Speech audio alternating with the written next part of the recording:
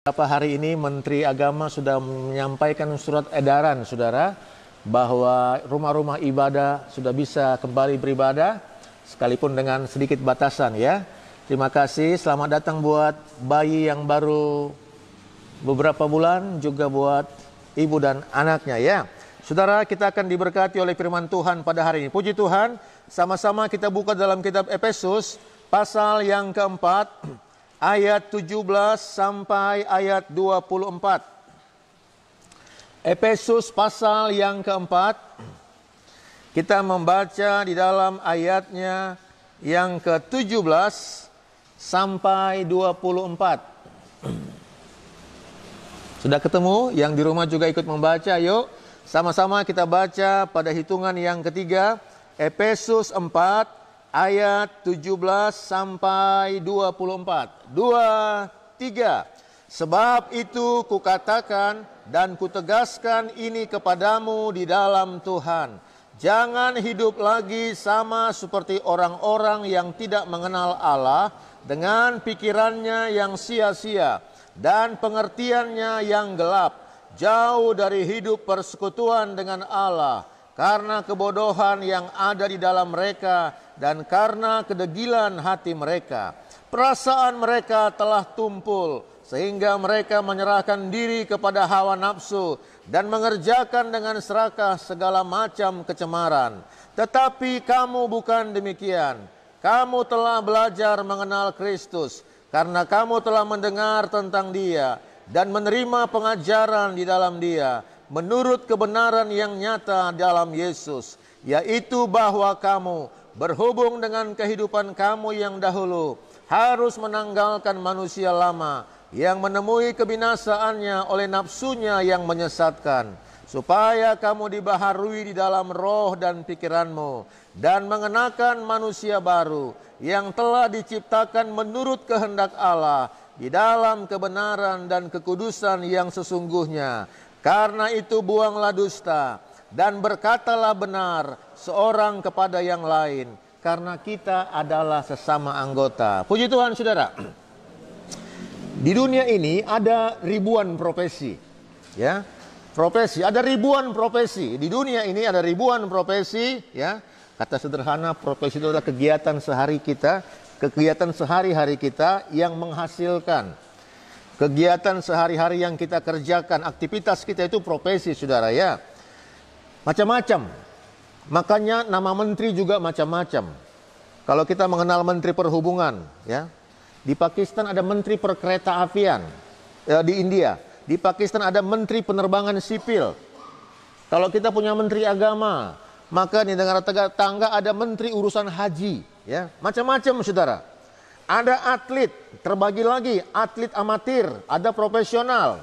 Ada tenis profesional, terbagi lagi untuk putra ATP, untuk wanita WTA, saudara. Macam-macam. Ada ribuan profesi di dunia ini. Ada ribuan profesi di dunia ini. Tetapi kalau dibagi secara perspektif Alkitab, yang ribuan macam profesi tadi terbagi cuma dua saja, saudara. Manusia lama dan manusia baru.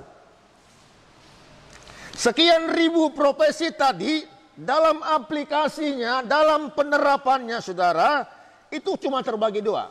Manusia lama atau manusia baru.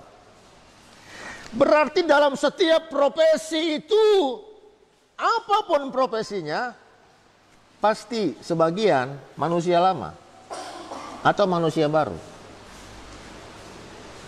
Ada hamba Tuhan yang kehidupannya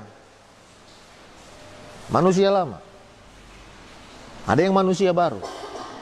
Ada ibu rumah tangga yang penerapannya manusia lama atau manusia baru. Ada pengkhotbah-pengkhotbah yang dalam kesehariannya mempraktekkan manusia lama. Ada yang mempraktekkan manusia baru. Bagaimana kita membedakan itu, saudara? Bagaimana kita membedakan manusia lama dengan manusia baru? Nampak dari skala prioritas orang itu. Nampak dari bagaimana dia menerapkan yang terutama, apa yang terutama dalam kehidupannya. Di dalam ayat yang ke-17, kita melihat manusia lama adalah orang yang tidak mengenal Allah. Ayat 8 masih katakan, yang pengertiannya gelap. Jauh dari hidup persekutuan dengan Allah. Karena kebodohan yang ada di dalam hati mereka. Dan karena kedegilan di hati mereka. Perasaan mereka telah tumpul. Sehingga mereka menyerahkan diri kepada hawa nafsu. Dan mengerjakan dengan serakah segala macam kecemaran. Orang yang hidup lama, dia tidak mengenal Tuhan dan hidupnya itu jauh dari persekutuan dengan Allah.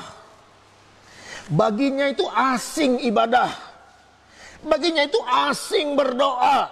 Baginya itu asing mendengar firman Tuhan. Apa itu dia nggak ngerti, saudara. Jauh dari persekutuan dengan Allah. Dan karena kebodohan yang dalam hati mereka, karena kedegilan hati mereka, perasaan mereka telah tumpul. Sekalipun terkadang mereka punya profesi sebagai orang-orang beragama. Sekalipun mereka tokoh masyarakat, sekalipun mereka public figure, saudara. Tetapi karena memang mereka tidak mengenal Allah, maka hidupnya jauh dari persekutuan dengan Allah.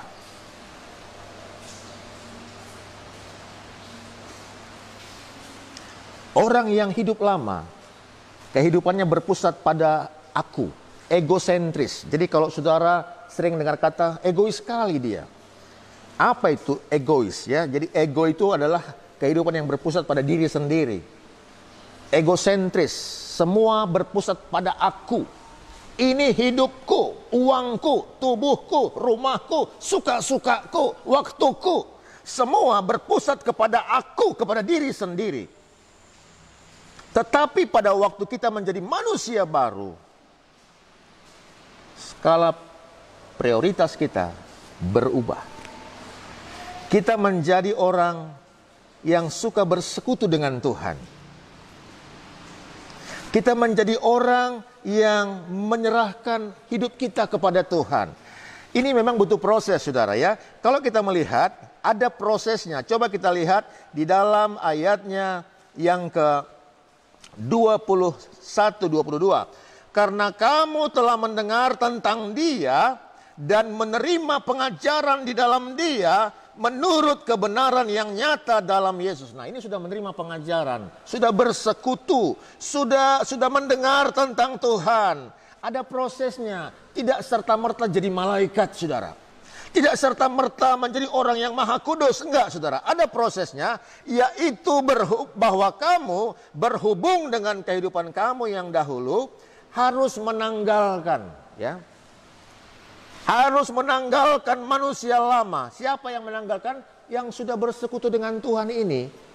Ada prosesnya, dia menjadi manusia baru. Dia tanggalkan manusia lama yang menemui kebinasaan oleh nafsunya yang menyesatkan. Supaya kamu dibaharui di dalam roh dan pikiranmu. Ini proses, saudara. Jadi tidak serta-merta roh dan pikiran kita dibaharui. Kita harus menanggalkan manusia lama. Menanggalkan berarti selama ini manusia lama seperti kita pakai. Gaya hidup kita, gaya bicara kita, pola pikir kita, lifestyle kita. Itu harus ditanggalkan. Yaitu bahwa kamu berhubung dengan kehidupan yang lama harus menanggalkan. Sama seperti kita ganti baju. Maaf, ya. Kemarin kami ke rumah sakit, langsung sampai rumah istri bilang, "Pi, cepat, ganti semua pakaian. Tanggalkan manusia lama kita. Dan mengenakan manusia baru." Jadi manusia baru itu seperti pakaian. Kelihatan gaya hidup kita, gaya bicara kita, pola pikir kita. Gampang, saudara, kelihatan itu. Sebentar kelihatan. Dan mengenakan manusia baru yang telah diciptakan menurut kehendak Allah di dalam kebenaran dan kekudusan yang sesungguhnya. Ayat 55. Karena itu buanglah, ya. Saudara dengar bahwa kegiatan kita paling banyak tiap hari. Kita yang hidup ini, kegiatan kita paling banyak tiap hari buang sampah, saudara.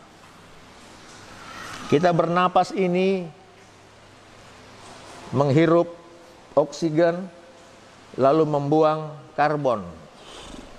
Kita berniup itu karbon, yang membuang itu sampah. Kita membersihkan mata, ada sampah. Kita buang ludah, itu sampah.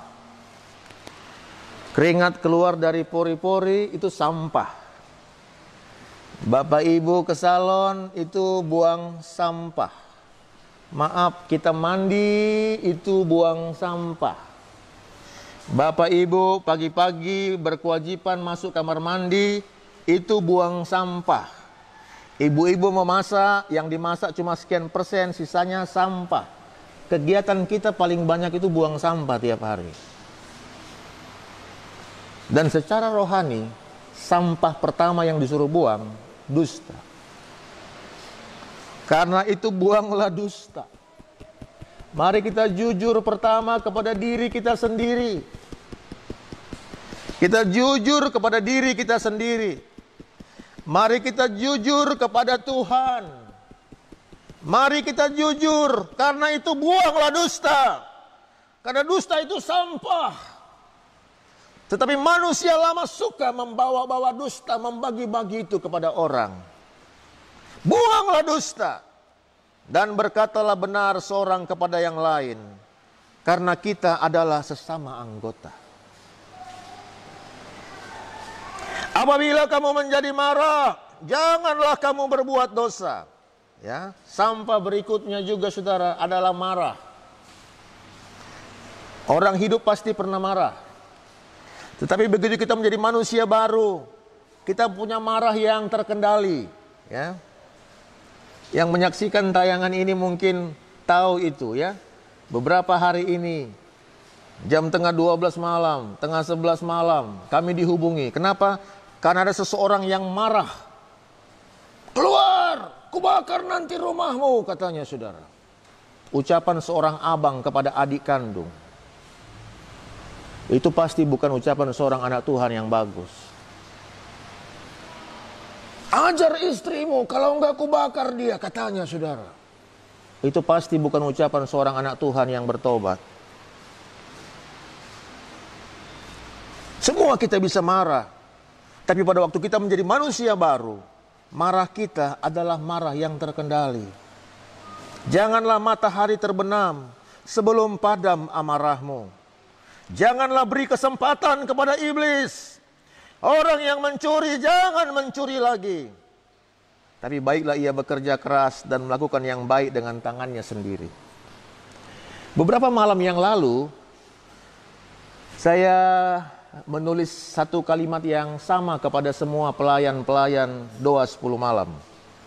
Malam pertama, malam kedua, malam ketiga, mulai kasih ucapan terima kasih, Bapak Sianu pimpin pujian, yang ini firman ucapan terima kasih, terima kasih, terima kasih, terima kasih. Begitu saya tutup handphone, tiba-tiba handphone saya berdering. Satu SMS masuk dari tanpa nama.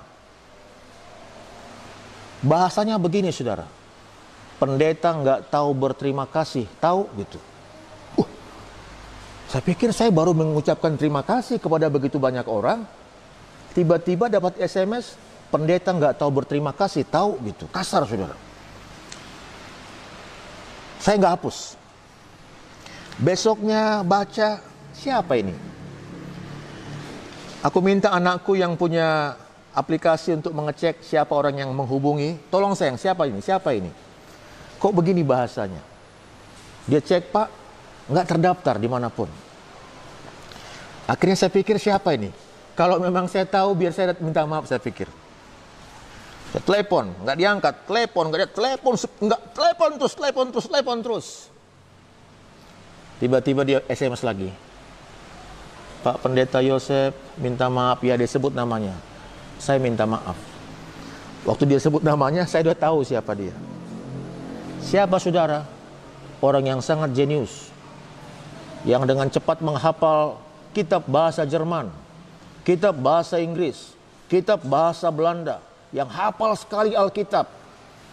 Tetapi dengan gampang mengucapkan kata-kata kotor. Kata-kata kotor janganlah ada. Perkataan kotor keluar dari mulutmu. Tetapi pakailah perkataan yang baik untuk membangun di mana perlu, supaya mereka yang mendengarnya beroleh kasih karunia. Menjadi manusia baru itu ada prosesnya, saudara. Ada yang kita tanggalkan. Begitu kita tanggalkan manusia lama, maka roh dan pikiran kita dibaharui. Kemudian kita mulai membuang kemarahan, mulai tidak mencuri lagi, tidak memberi kesempatan dan lain sebagainya, saudara. Lalu berikutnya, kita juga menjadi orang yang punya skala prioritas yang benar. Kita semua ini punya skala prioritas, siapapun itu. Tetapi apakah skala prioritas itu yang benar posisinya? Ada yang bilang begini, pokoknya kalau aku nggak minum, aku nggak bisa tidur. Masa, saya bilang, nggak bisa tidur saya, katanya. Berapa banyak kamu minum? Minimal 1 teko. Kalau udah minum, aku bisa tidur, katanya. Berarti skala prioritas dia minum tuak. Habis dia minum, dia marah. Dia ngamuk, sudah. Berurut terus yang nggak benar. Tetapi kalau kita hidup baru dalam Tuhan, skala prioritas kita yang terutama adalah Tuhan. Kita yang hadir di sini semua punya waktu. Amin, saudara. Semua kita punya waktu. Waktuku sama dengan waktunya Farel, 24 jam sehari. Orang yang hidup baru dalam Tuhan, dalam daftar kegiatannya ada waktu untuk Tuhan. Ada waktu untuk dia bercakap-cakap sama Tuhan. Ada waktu untuk dia bersekutu dengan Tuhan. Dia berbicara sama Tuhan. Dan dia dengar Tuhan lewat firman-Nya. Kita semua punya waktu. Manusia baru, dia menempatkan Tuhan dalam daftar waktunya. Ada untuk Tuhan. Kita semua punya uang, walau mungkin beda-beda jumlahnya. Dan orang yang menjadi manusia baru menempatkan Tuhan dan pekerjaan Tuhan dalam list pengeluarannya. Tetapi orang yang manusia lama, dia akan berkata, ini uangku, suka-sukaku. Dan dalam daftar pengeluarannya, nggak perlu Tuhan. Nggak perlu ingat pekerjaan Tuhan. Kenapa? Ini uangku. Ini milikku. Tetapi orang yang hidup baru, ada Tuhan di tempat utama. Ada juga hamba Tuhan yang tidak menempatkan Tuhan. Hamba Tuhan dengan manusia lama itu. Pengkhotbah-pengkhotbah dengan manusia lama itu. Saudara terkasih, kalau kita lihat dalam kitab Kisah Rasul, pasalnya yang ke-1, coba kita lihat saudara, bagaimana hal yang menurut kita penting, kadang-kadang menurut Tuhan nggak penting, saudara. Nggak terlalu, bukan yang terpenting ya. Kisah Rasul pasal 1, kita lihat dalam ayat 4. Kisah 1 ayat 4. Pada suatu hari, ketika ia makan bersama-sama dengan mereka, ia melarang mereka meninggalkan Yerusalem dan menyuruh mereka tinggal di situ menantikan janji Bapa yang demikian katanya, telah kamu dengar daripadaku. Sebab Yohanes membaptis dengan air, tapi tidak lama lagi kamu akan dibaptis dengan Roh Kudus. Maka bertanyalah mereka yang berkumpul di situ, Tuhan, maukah engkau pada masa ini memulihkan kerajaan bagi Israel? Saudara tahu, ini adalah hari terakhir Yesus di bumi waktu itu. Dia hari itu naik ke sorga. Ya, itu jam-jam, menit-menit terakhir Yesus bersama-sama dengan mereka. Yesus mengajar sambil makan, dia katakan, jangan tinggalkan Yerusalem. Kamu harus tinggal di situ menantikan janji Bapa. Yang demikian katanya, telah kamu dengar daripadaku, sebab Yohanes membaptis dengan air, tapi tidak lama lagi kamu akan dibaptis dengan Roh Kudus. Itu Yesus omongkan.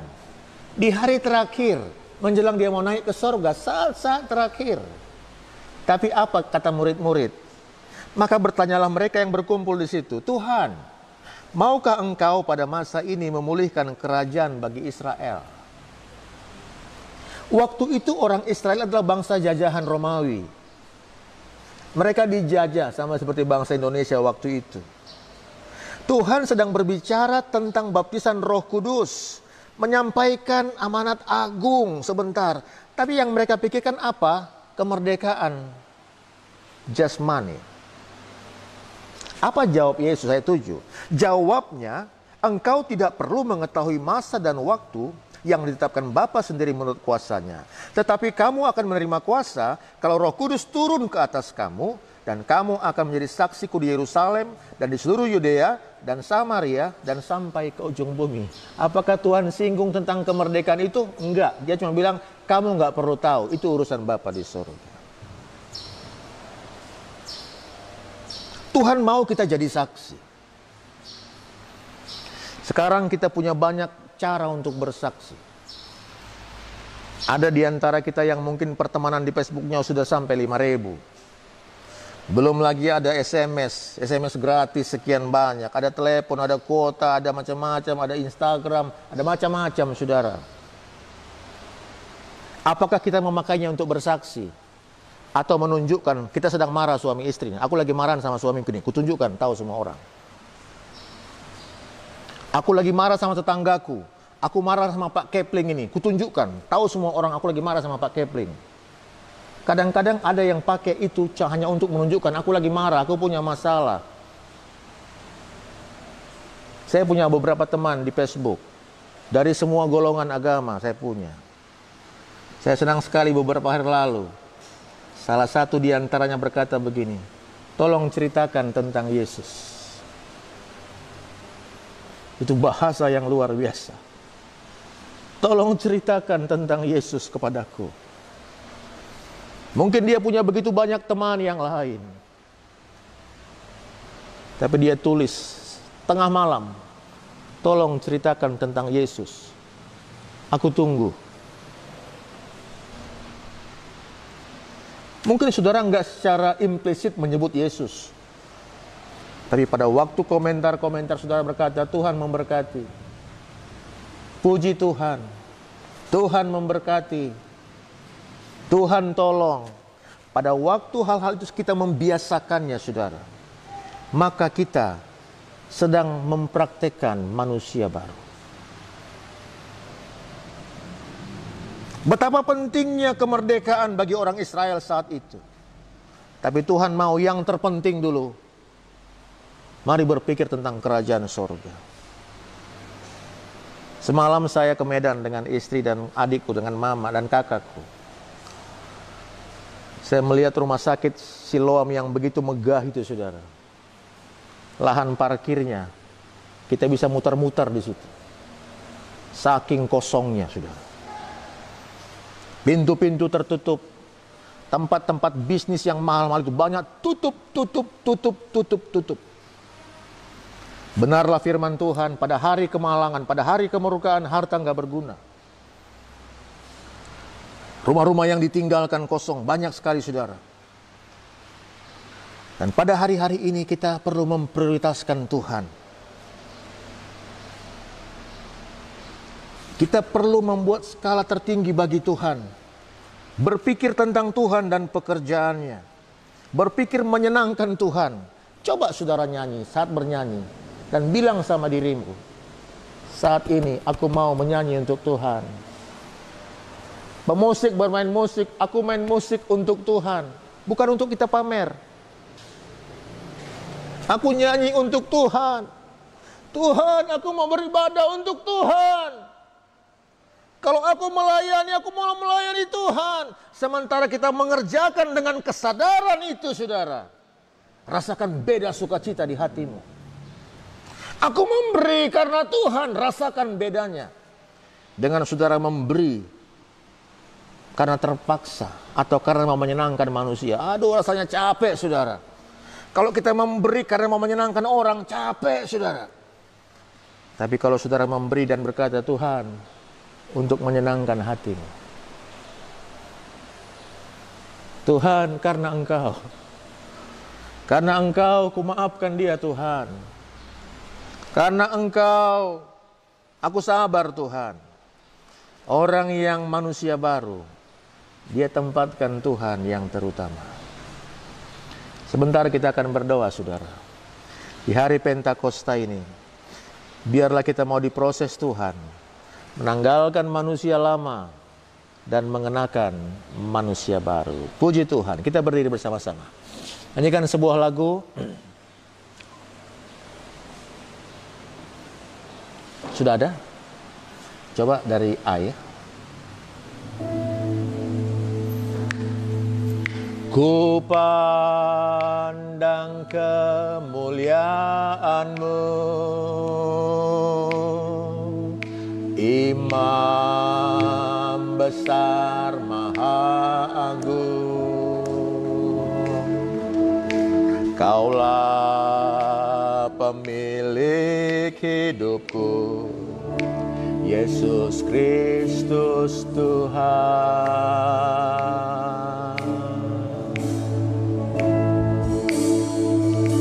Sujud di depan altar-Mu, taklukkan seluruh hidupku. Dalam tangan-Mu penebus, Yesus Kristus Tuhan.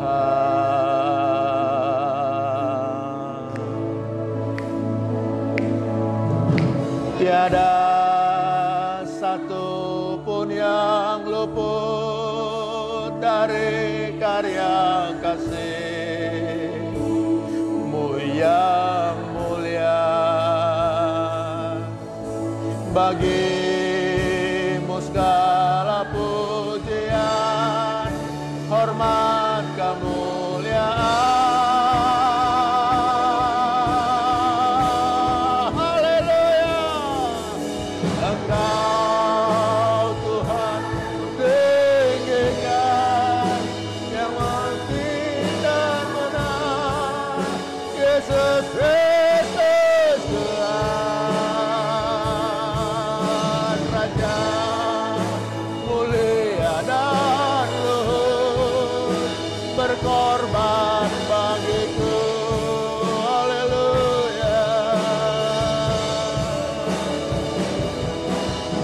Maka jiwaku memuja, menyembah Sang Raja, Yesus Kristus Tuhan.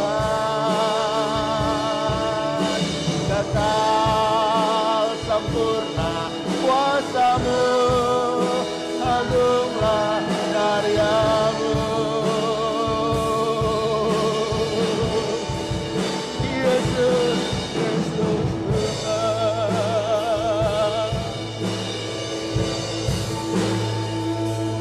Saudara, nyanyikanlah setiap kata, bait, kalimat.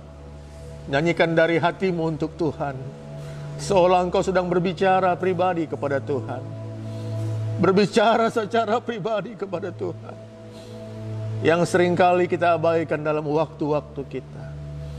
Nyanyikan lagu ini dari dasar hati kita kepada Tuhan.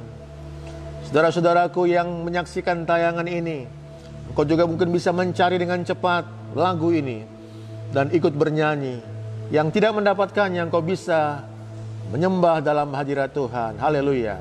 Engkau Tuhan ku tinggikan, yang bangkit dan menang, Yesus Kristus Tuhan. Kekal mulia dan luhur, berkorban bagiku. Haleluya. Haleluya. Haleluya. Maka jiwaku memuja, menyembah Sang Raja, Yesus Kristus Tuhan.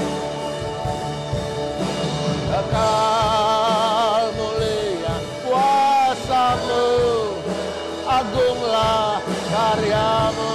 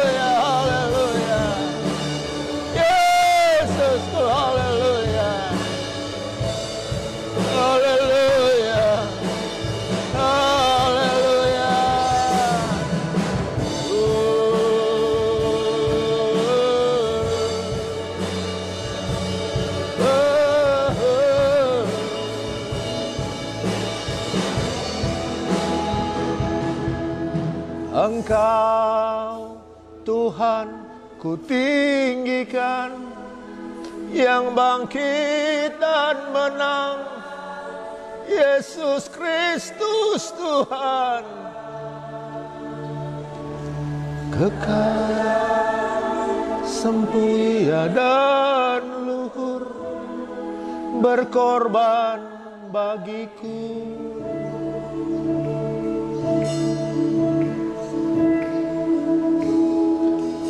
Maka jiwaku memuja, menyembah Sang Raja, Yesus Kristus Tuhan. Raja, sempurna kuasamu, agunglah karyamu.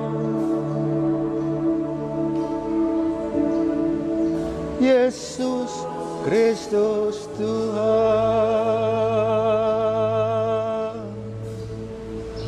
Engkaulah yang terutama dalam hidup kami. Karena Engkau kami ada Tuhan. Dan untuk kemuliaan-Mu lah kami hidup. Segala pujian, hormat, kemuliaan bagi Tuhan. Kalau Engkau memberi kami waktu, biarlah kami juga mempergunakan terutama untuk memuliakan Engkau. Kami tidak melupakan Tuhan di tengah-tengah kesibukan kami. Kami mencari Tuhan. Kami mencari Tuhan. Kalau Engkau memberi kami kemampuan, biarlah kami juga pergunakan untuk pelebaran kerajaan-Mu Tuhan. Mencari jiwa-jiwa, menceritakan tentang Yesus Kristus. Terima kasih Bapa yang baik. Urapi firman-Mu dalam Yesus Kristus Tuhan. Amin. Silakan duduk saudara. Sambil bernyanyi lagu ini dari G saja. Nanti istri saya maju ke depan, lalu